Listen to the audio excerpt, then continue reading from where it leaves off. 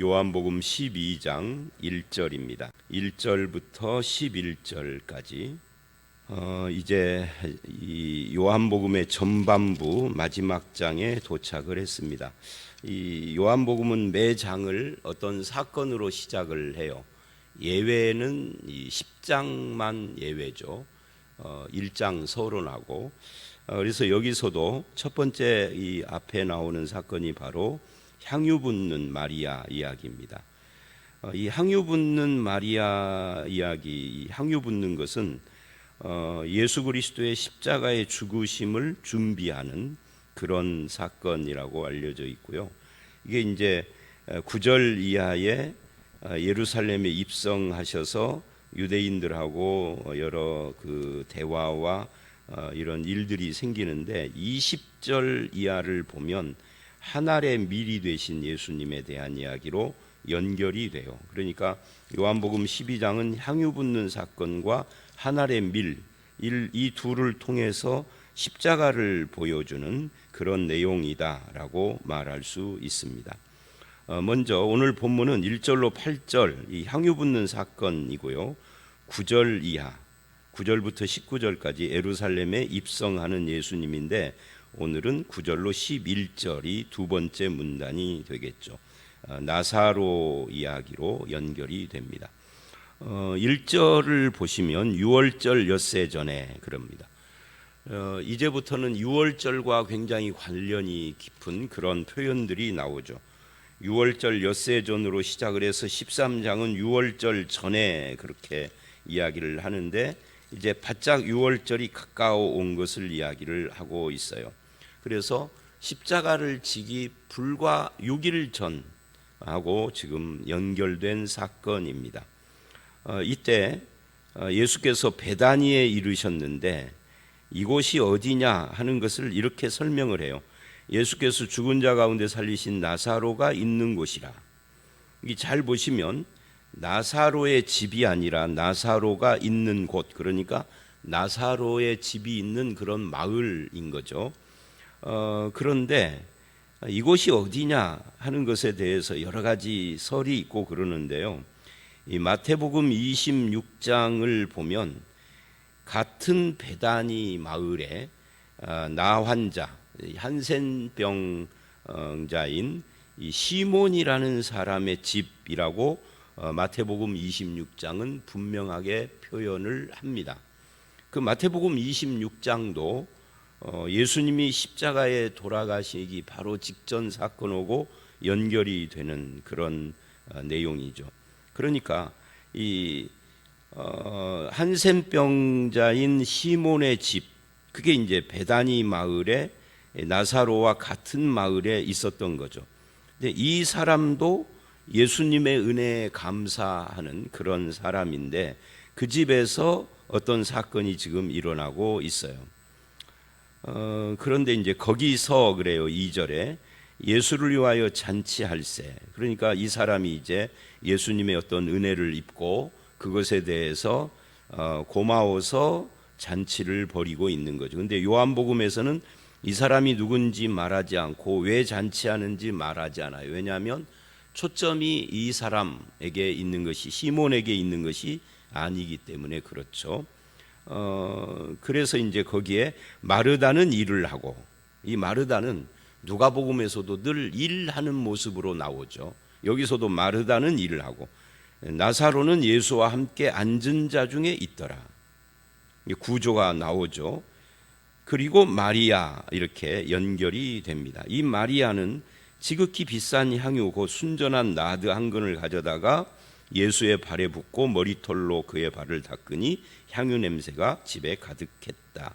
여기에 지극히 비싼 향유 순전한 나드 한 근 이렇게 되어 있는데요. 이게 어느 정도 비싼 향유인지 이 나드 한 근이라는 것이 이게 오늘날로 말하면 1년 연봉 정도 되는 값어치라고 그래요. 물론 이제 사람 따라 연봉이 뭐 1억이 되는 사람도 있고 2억이 되는 사람도 있고 1,000만 원도 안 되는 사람도 있고 천차만별이죠. 그런데 이제 보통 수준으로 이야기를 한다고 하면 연봉이 뭐 3, 4천 또는 5, 6천 이렇게 된다고 할 때 이게 일단 몇 천만 원이 되는 거죠. 근데 왜 이런 나드 향유를 가지고 있느냐면 이게 이제 이 결혼할 때 가지고 가는 뭐 소장품 또는 예물 같은 그런 역할을 한다고 합니다. 그러니까 굉장히 비싼 거예요. 근데 그것을 가져다가 예수님의 발에다가 붓고 이게 싹 부은 거죠. 그러니까 이제 보통 우리는 뭐 이 향유 옥합을 깨고 이렇게 표현을 하는데 깬 것 같지는 않고 부었어요. 그러니까 사람들이 깜짝 놀라는 거죠. 굉장히 비싼 줄 아는데 뭐 몇 천만 원 하는데 적어도 한 3천에서 한 5천 막 이렇게 왔다 갔다 하는데 그거를 발에다가 그냥 순식간에 부었으니까 깜짝 놀란 겁니다. 그리고 자기 머리털로 그 발을 닦았다. 여자, 그것도 처녀인데 여자의 머리는 상징적으로 굉장히 중요하잖아요. 근데 마리아는 그걸 전혀 아까워하지 않은 겁니다. 그래서 향유 냄새가 집에 가득했다. 향유 냄새가 가득했다라는 건 상당히 이제 상징적인 표현인 거죠. 도대체 마리아는 왜 이렇게 했을까? 여기에 이제 이 시몬이라고 하는 사람의 집에서 시몬이 잔치를 한 이유를 요한복음은 말하지 않지만 마태복음에 의하면은 예수님의 은혜에 감사해서 그랬단 말이죠. 그 당시에는 이 나 환자, 이게 한센병이라는 것을 천형처럼 생각을 했어요. 제가 이제 전에도 이 나 환자 이야기 나올 때마다 제 경험을 꼭 이야기하는데 출애굽기 이야기를 하면서 천형처럼 당시 사람들이 생각했다라고 글을 쓴 적이 있었는데 이거를 이제 나 환자분들이 읽고 저를 굉장히 싫어한 적이 있어요. 제가 천형이라고 한 것이 아니고, 그러니까 글을 우리나라 사람들은요 글 못 읽는 사람은 거의 없는데 글을 해석을 잘하는 사람이 또 거의 없어요. 천형처럼 내가 생각했다는 것이 아니라 그 당시 사람들이 그랬다는 거예요. 꼭 오해하는 사람들이 있어요. 설교도 그렇더라고요. 맥을 잘 짚어서 뭔 말인지를 잘 들어야 되는데 그냥 자기가 딱 관심 있는 단어 하나에 꽂혀가지고 그냥 완전히 자기식으로 말을 생각을 하는 거죠. 그래서 저주라고 생각을 했어요. 그리고 소외당하는 그런 고통이었죠. 근데 거기서부터 예수님으로 말미암아 건짐을 받았으니, 고침받고 건짐을 받았으니 이게 인생이 완전히 새로워진 거죠. 그런데 이 마리아도 거의 비슷한 그런 은혜를 받은 겁니다. 자기는 그런 은혜를 받은 것이 아닌데 자기가 직접 자기 오빠 나사로가 죽음에서 살았으니까 이 나병에서 고침받은 거하고 비교할 수가 없는 거죠. 죽음에서. 그러니까 시몬이라는 사람이나 나사로나 그리고 마리아나 마르다도 물론 포함하지만 이 사람들의 공통적인 마음 가운데 있는 것은 은혜입니다. 주님의 은혜가 세상 그 무엇보다도 크다라고 생각을 하니까 이 향유 옥합을 부어드리는, 이 나들을 부어드리는 이게 전혀 아깝지 않은 거예요. 근데 이게 오늘 우리도 마찬가지입니다. 많은 사람들이 교회를 꼬박꼬박 안 빠지고 잘 출석을 하고 예배드리는 것을 안 믿는 사람들이 보고 저것들 미쳤어 이런 말을 해요. 또 교회 안에서도 그냥 예배만 드리는 사람들이 앞에서 굉장히 헌신적으로 봉사하고 하는 사람들을 보면서 참 나는 못하는데 저들은 어떻게 저렇게 하는가라고 또 좀 의아해요. 그러니까 안 믿는 사람은 믿는 사람들을 의아하게 생각하고 믿는 사람들 중에서도 좀 더 헌신적인 사람들을 의아하게 생각하는데 답은 하나입니다. 은혜 때문입니다. 은혜 때문이 아니고 다른 이유가 거기에 끼어 있다면 그 사람은 불순한 사람인 거죠. 다음번 선거를 바라보고 이러면 이 사람은 불순한, 그 사람은 정치인하고 똑같은 사람이죠. 그저 은혜 때문인 거죠. 그것도 무슨 은혜? 구원의 은혜인 거죠. 그것이 우리의 신앙의 오로지 한 이유입니다. 복받기 위해서도 아니고 무엇을 위해서도 아닙니다. 목사에게 잘 보이기 위해서 뭐 이런 것도 이유가 아닙니다. 그거는 세 번째, 네 번째, 열 번째 이유도 아니에요. 이유 속에 들어가면 안 되는 거예요. 은혜 때문입니다. 근데 이것을 이해를 못하는 사람이 있고 이것을 이해하는 사람이 있고 둘로 나누어지는 거죠. 이제 은혜 때문이라는 마음이 확 서 있는 사람은 다른 사람들의 눈치 안 보고 헌신합니다. 예수님에 대한 그 사랑과 헌신의 표현에 거리낌이 없습니다. 남들이 수군거리고 반응을 하고 해도 그것에 연연하지 않고 행동에 제약을 받지 않습니다. 왜냐하면 순수한 마음, 이 은혜에 의한 사랑과 헌신의 순수한 마음이 그를 지배하고 있기 때문에 그렇습니다. 그렇다면 우리의 신앙의 기초가 어디에 있다는 거예요? 신앙의 기초가 예수 그리스도와 그분의 은혜에 있다 하는 것을 알 수가 있고, 성경은 바로 그 예수 그리스도와 하나님의 은혜를 가르쳐주는 책이에요. 여기서 이 성경을 읽으면서 그거를 발견 못하면 그 사람은 성경 잘못 읽고 있는 거죠. 자, 어쨌든 마리아의 이런 행동이나 이 시몬의 이런 잔치는 다 그 배경이 자기가 받은 은혜에 대한 반응으로 이런 이야기를, 이런 태도를 보이고 있다는 거죠. 근데 세상 사람들은 모든 것을 돈의 척도로 재요.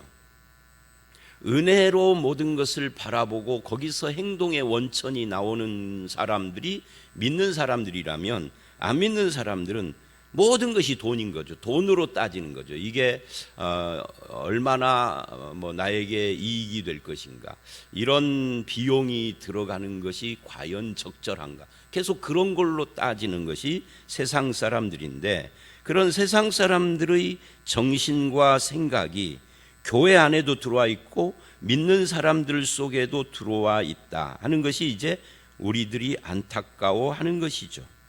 그게 이제 4절 이하에 나오는 가룟 유다의 태도입니다. 가룟 유다는 예수님을 3년이나 따라다녔어요. 여러분이 이 말도 제가 자주 하는 것인데, 예수를 3년 따라다녔다는 것은 오늘 우리로 말하면 교회 30년 담임 폭이에요.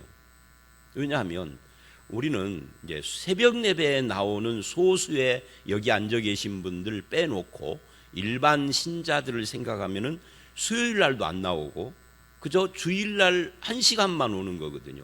오는 시간 가는 시간 1시간 플러스 시킨다면 2시간이거든요. 일주일에 2시간. 한 달이면은 몇 시간이에요? 2, 4, 8이니까 8시간. 이거를요 24시간 예수님과 함께 있는 사람하고 비교를 하면 천지 차이입니다. 그러니까 일주일에 2시간을 투자하는 우리들의 신앙생활로 치면은 30년 40년 교회 다닌 것보다 더 진하게 예수님을 가까이 한 거죠. 그런데도 가룟 유다는 예수 그리스도를 이해할 수 없었어요. 예수 그리스도의 모든 행동이 이해가 안 되는 겁니다. 특히 십자가에 죽으신다라는 거 도저히 받아들일 수 없었던 거죠. 부활? 그러니까 가룟 유다는 은혜의 척도가 생기지 않은 거예요. 기준이 없는 거죠. 그러면 은혜의 기준이 없는 사람은 뭐가 기준일까요? 돈이 기준이죠. 그래서 가룟 유다가 이렇게 말을 했습니다. 5절, 이 향유를 어찌하여, 여러분 믿음 없는 사람들이 자주 하는 말이 어찌하여예요. 어디에서? 성경에서. 바리새인들이 가장 많이 한 단어가 어찌하여입니다. 복음서에 보면 어찌하여, 시비하고 따지고 이해할 수 없다라고 하는 거죠. 300데나리온에 팔아 그래요. 이 300데나리온 이것 때문에 나드 한 근 향유가 1년 연봉이다, 제가 그런 겁니다. 왜냐하면 300데나리온을 때 1데나리온은 노동자 하루의 품삯이에요. 노동자 하루의 품삯이 또 사람 따라도 다릅니다. 기술이 전혀 없는 사람의 품삯과 기능이 있는 사람의 품삯이 달라요. 기능이 있는 사람은 하루 품삯이 20만 원도 받고 30만 원도 받아요. 또 기능도 기능 따라 달라져요. 어떤 사람은 10만 원짜리가 있고 7만 원짜리 그냥 일반 사람들이 있고 요즘 그렇다고 그래요. 그러면 10만 원으로 따지면 어떻게 돼요? 한 달이면 300만 원. 20만 원으로 따지면 600만 원인데 그 중간치쯤으로 따져보세요. 그러면 3천, 4천 막 이러는 거죠. 그러니까 이 300데나리온이라는 것이 1년 365일인데 휴일 52주 빼고 그리고 한 열흘 정도 중간에 쉰다고 하면 이게 1년이란 말이지. 1년. 1년 연봉에 해당된다. 이 가룟 유다가 셈이 밝아서 딱 보고 저거 1년 연봉에 해당되는 만큼 비싼 건데고 딱 알아봐요.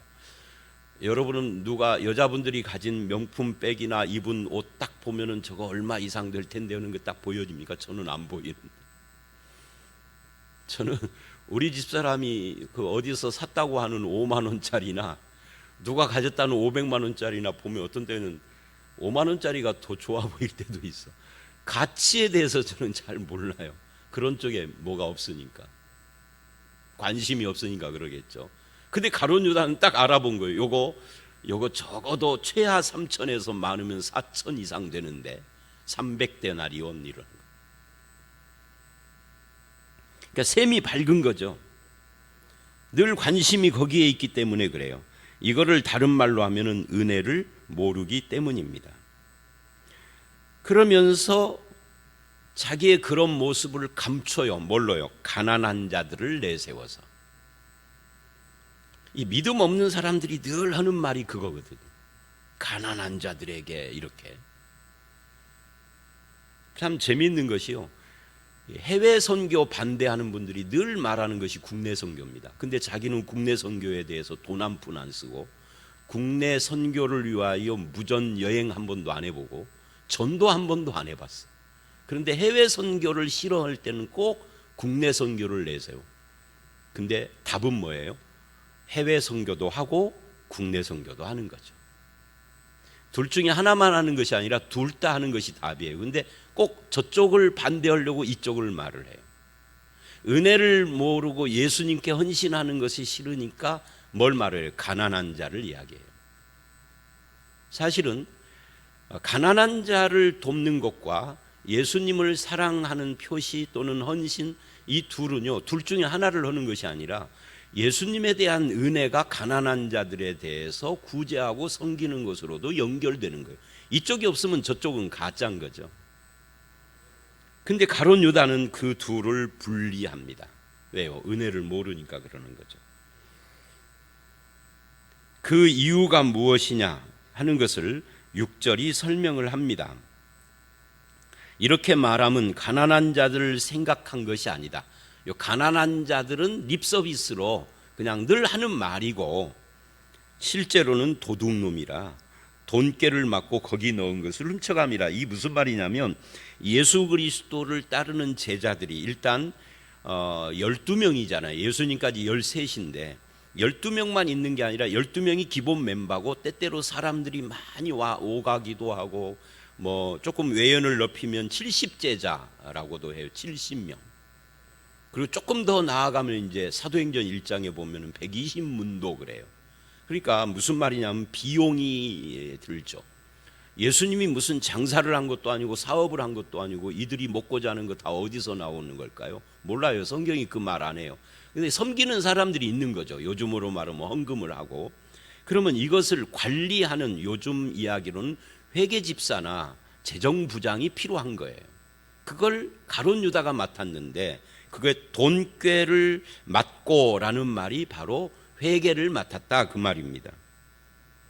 그런데 도둑이라 돈깨에다가 넌 이게 오늘날처럼 정확하게 다 계산이 돼서 수입이 얼마고 지출이 얼마고 지출의 내역이 뭐고가 쫙 수입의 내용은 뭐고가 쫙 일일 보고가 되는 것이 아니기 때문에 이건 자기 마음이라 그것을 늘 빼쓰는 거예요. 이게 도둑놈이라. 왜 이렇게 됐을까요? 예수님에 대한 기대가 없기 때문에. 예수님에 대한 기대가 없으니까 이런 일이 일어난다. 그러면 기대가 왜 없느냐? 은혜를 모르기 때문입니다. 은혜 받았다고 펄펄 철철 눈물을 흘리는 사람들을 보면 가룟 유다는 속으로 피고고 웃는 거죠. 이해가 안 되는 거예요. 이 마리아의 태도도 이해가 안 되고 나병 환자인 시몬의 잔치도 나 같으면 저걸 왜 해? 돈 버리고 이 많은 사람들을 먹이려면 지금 돈이 얼마가 들었을 땐 이러고 있는 사람인 거죠. 교회 안에서도 똑같아요. 교회 밖에는 말할 필요가 없는 거고, 뭐든지 돈의 척도로만 생각하고 돈의 기준으로만 생각하는 사람들이 교회 안에도 우글거려요. 근데 일반 성도들이라면 교회에 큰 영향을 안 줘요. 근데 교회 중진들 중에 그런 사람들이 많아요. 그래서 늘 교회가 삐걱거려요. 교회는 은혜로 움직이는 것이지 돈으로 움직이는 것이 아닙니다. 돈이 필요 없다는 것이 아닙니다. 돈을 사용하는 원칙도 돈이 기준이 아니다는 거예요.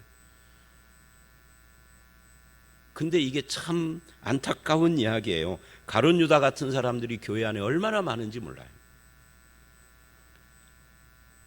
자, 은혜를 모르기 때문에 그런 말을 했다. 어찌하여라고. 이런 은혜를 아는 자와 모르는 자는 엄청나게 차이가 납니다.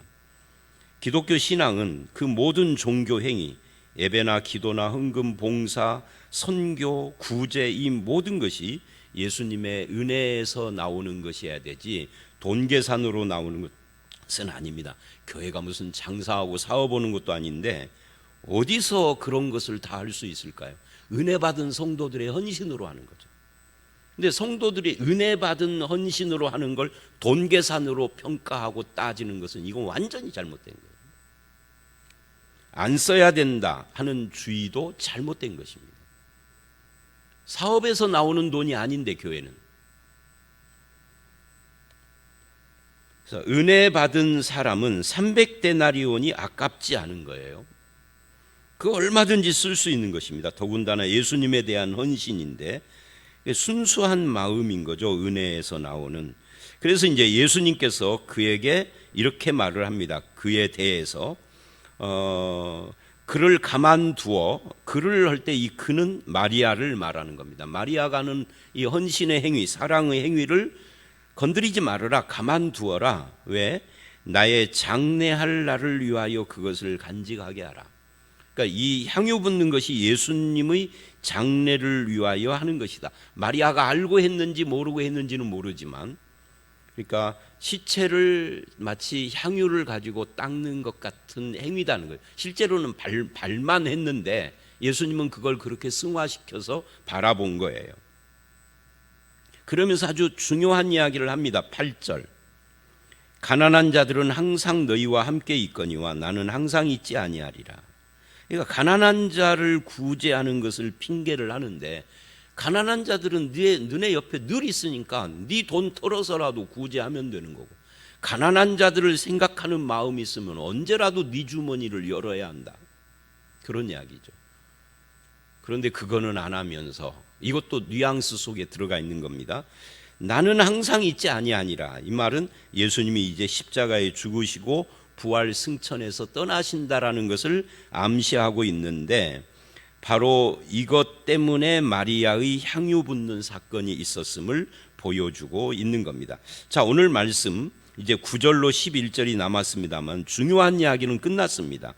여러분, 여러분의 신앙의 기초는 어디에 있습니까? 여러분이 신앙생활하는 것과 헌신하는 모든 행위는 무엇에서부터 나오는 겁니까? 그것이 갖고 있는 목표 방향은 무엇입니까? 이게 다 은혜에서 나오는 것이고, 그 방향은 예수 그리스도에 대한 사랑과 헌신이어야 되고 그분의 영광을 드러내는 것이야 하는데, 우리는 기초도 은혜가 아니고 방향도 예수 그리스도와 그분의 은혜를 영광을 위한 것이 아니다면 우리의 행위는 사실은 굉장히 가식적인 것이 되는 거죠. 그것을 아무리 가난한 자를 핑계댄다 할지라도 그건 거짓인 겁니다. 우리의 신앙의 기초가 주님의 은혜에 있고 방향이 주님의 영광에 있는 그런 성도가 되었으면 좋겠습니다.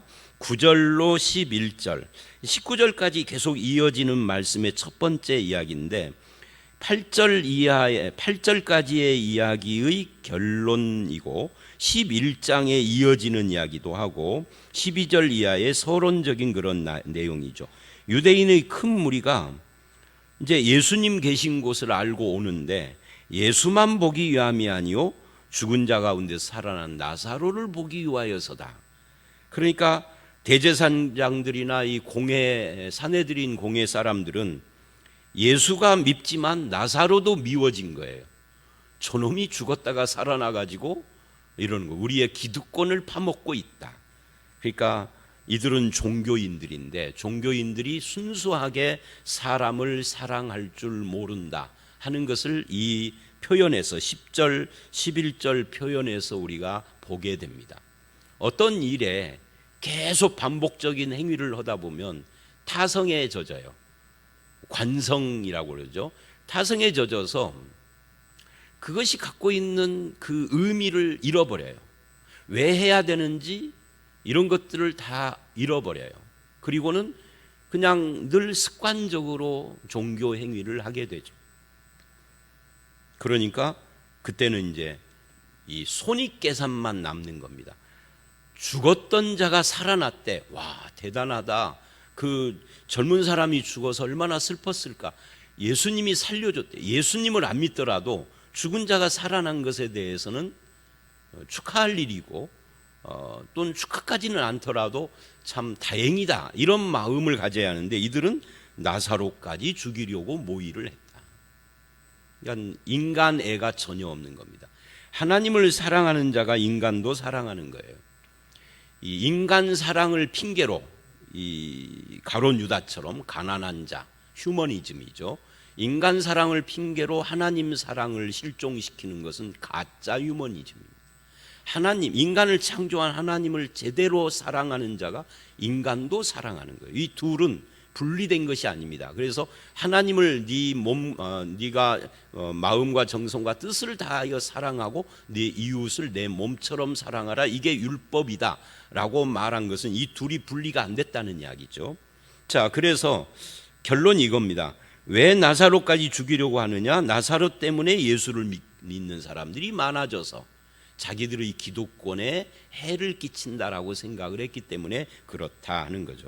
여러분, 우리가 예수를 믿을 때 우리가 가지고 있는 기득권이나 나의 위치 이런 것들이 흔들리느냐 하는 것이 중요한 것은 아니다 하는 것을 이 본문에서 또 보게 됩니다.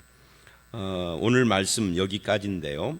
여러분, 우리의 신앙의 기초 그리고 우리의 신앙의 목표 방향 이런 것들이 은혜와 예수 그리스도의 영광 이런 것에 있어야 된다 하는 것을 분명하게 오늘 정리하시고, 주님의 은혜에서 나오는 예배, 기도, 헌신 또는 헌금 이런 것들이 되어지는 신앙의 뿌리가 단단해지는 저와 여러분 되시기를 주의 이름으로 축원합니다. 함께 기도하겠습니다. 하나님, 시몬이 예수님을 위하여 잔치하는 것이나 또는 마르다가 일을 하며 봉사하는 것이나 마리아가 향유를 붓는 행위들 또는 나사로가 예수 옆에 앉아 있는 이런 모든 것들의 원인이 은혜에 있는 것을 알았습니다. 가룟 유다는 은혜를 모르기 때문에 어찌하여 하며 모든 것을 돈의 척도로 계산하고 따지는 그런 상반된 모습도 또한 봤습니다. 우리의 신앙의 뿌리가 은혜이기를 원합니다. 내가 하는 모든 신앙의 행동들이 주의 은혜에 감사해서 나오는 그런 것이기를 원합니다. 나의 모든 삶이 주님의 은혜에서 나오고 주님의 영광을 드리는 그런 열매를 맺는 삶이 되도록 오늘 이 하루도 우리의 남은 인생도 지켜주시고 인도하여 주시옵소서. 예수님 이름으로 기도드려 싸움나이다. 아멘.